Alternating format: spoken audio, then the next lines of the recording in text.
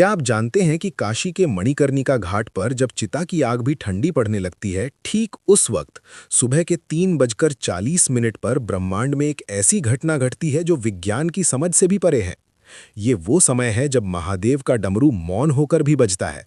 नमस्कार। आज हम किसी मोटिवेशन या टाइम मैनेजमेंट की बात नहीं करेंगे।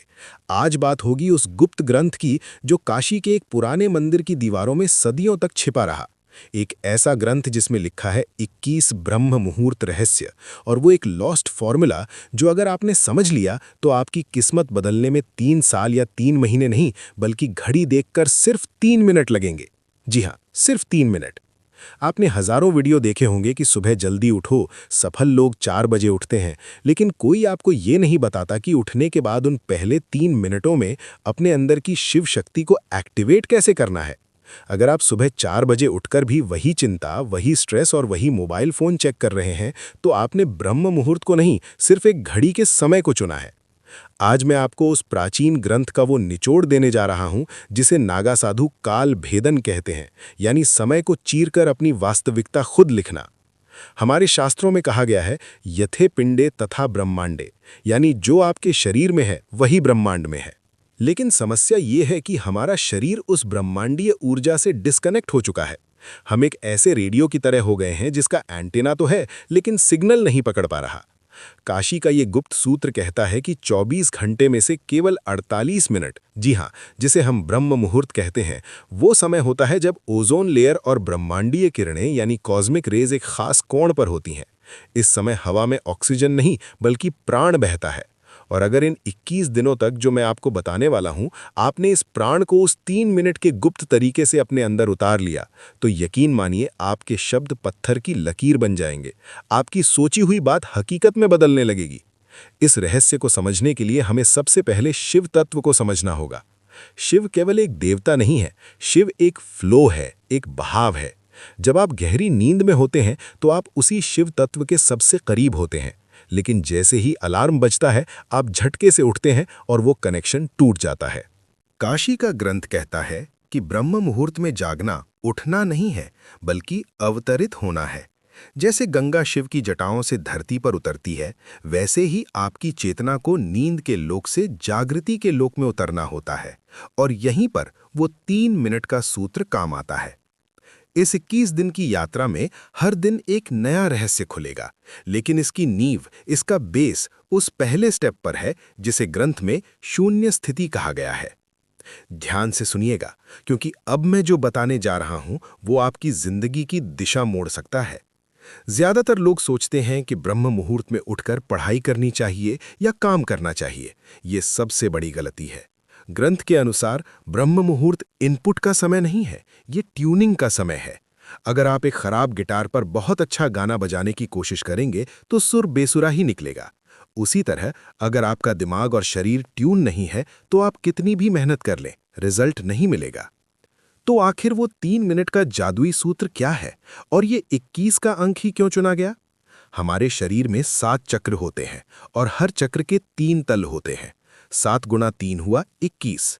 ये कोई रैंडम नंबर नहीं है।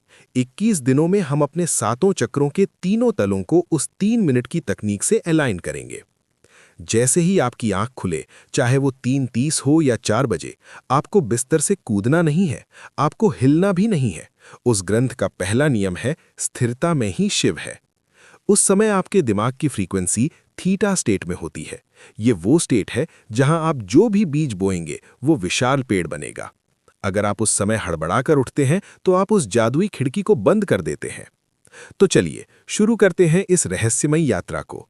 अपने दिमाग के सारे दरवाजे खोल लीजिए, क्योंकि अब हम उस गुप्त ज्ञान के सागर में गोता लगाने वाले हैं जहां विज्ञान खत्म होता है और आध्यात्म शुरू होता है।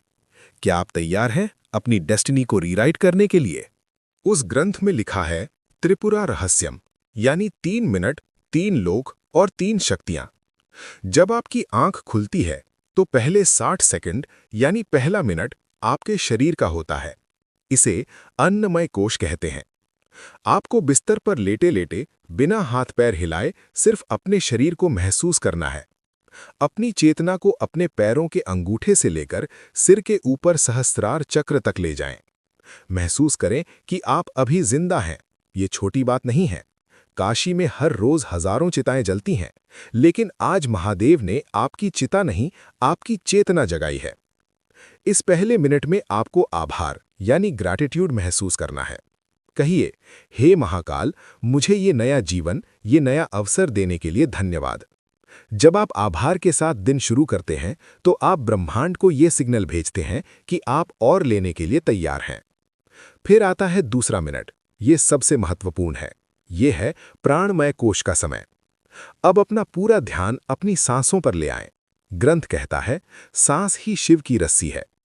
ब्रह्म मुहूर्त में आपकी दोनों नाड़ियां, इड़ा यानी चंद्र और पिंगला, संतुलन में आने की कोशिश कर रही होती हैं। आपको बस अपनी सांसों की गति को देखना है। उसे बदलने की कोशिश न करें। बस देखें कि हवा कैसे अंदर जा रही है और कैसे बाहर आ रही है। इस दूसरे मिनट में विजुअलाइज करें कि हर सांस के साथ ब्रह्मांड की सुनहरी ऊर्जा यानी गोल्डन एनर्जी आपके अंदर भर रही है, और हर बाहर जाती सांस के साथ आपके शरीर की बीमारी, सुस्ती और नकारात्मकता काले धुएं की तरह बाहर निकल रही है। ये महज कल्पना नहीं है, ये एक मानसिक क्रिया है जो आपके शरीर के सेल्स को रीप्रोग्राम करती है। इसे शिव श्वास क्रिया कहते हैं। और अब आता है तीसरा मिनट। ये है मनोमय कोश यानी मैजिक का समय। जब शरीर शांत है, सांसें लय में हैं, तब आपका दिमाग एक कोरे कागज जैसा होता है। इस तीसरे मिनट में आपको अपना संकल्प दोहराना है। लेकिन सावधान, यहां लोग गलती करते हैं। वो कहते हैं, मैं अमीर बनना चाहता हूं या मैं स्वस्थ होना चाहता हूं। ग्रंथ कहता है, चाहत कमी को दर्शाती है। आपको ऐसे सोचना है जैसे वो चीज पहले ही हो चुकी है। मैं शक्तिशाली हूं, मैं अपने लक्ष्य को पा चुका हूं, शिव की कृपा मेरे साथ है। इस तीसरे मिनट में उस दृश्य को अपनी बंद आंखों से देखें, अपनी सफलता को, अपनी खुशी को। उसे इतना स्पष्ट देखें जैसे आप कोई एचडी मूवी देख रहे हों। जब आप ब्रह्म मुहूर्त की शांति में थीटा स्टेट में ये बीज बोते हैं, तो पूरी प्रकृति, सारे पंचतत्व उस बीज को पेड़ बनाने में जुट जाते हैं। ये है वो 3 मिनट का सूत्र। शरीर के प्रति आभार, सांसों का शुद्धिकरण, संकल्प का बीज। लेकिन दोस्तों, एक दिन करने से कुछ नहीं होगा। उस गुप्त ग्रंथ में 21 दिनों का चक्र बताया गया है, और ये 21 दिन आसान नहीं होने वाले। ये आपके पुराने मैं की मृत्यु और नए मैं का जन्म है। चलिए, अब समझते हैं कि इन 21 दिनों में आपके साथ क्या होगा और आपको इसे कैसे संभालना है। ग्रंथ ने इन 21 दिनों को 3 चरणों यानी फेजेस में बांटा है। 7-7 दिनों के 3 चरण। पहला चरण, दिन 1 से 7, विषपान, डिटॉक्सिफिकेशन। शायद आपको ये शब्द अजीब लगे, विषपान। लेकिन याद है, जब समुद्र मंथन हुआ था तो अमृत से पहले हलाहल विष निकला था, और उसे महादेव ने ही अपने कंठ में धारण किया था। जब आप कल सुबह से ये 3 मिनट की तकनीक शुरू करेंगे, तो शुरुआती 7 दिन आपके लिए बहुत मुश्किल होंगे। आपका शरीर विद्रोह करेगा, आपको नींद ज्यादा आएगी, सिर भारी लगेगा, पुराने दबे हुए इमोशंस बाहर आएंगे। आपको लगेगा कि यार ये सब छोड़कर सो जाते हैं।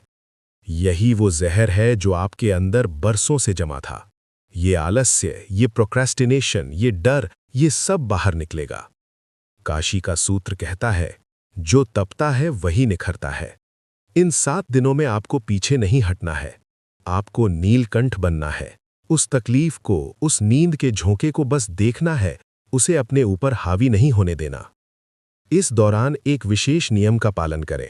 सुबह उठते ही अगले 1 घंटे तक मोबाइल स्क्रीन को नहीं देखना है।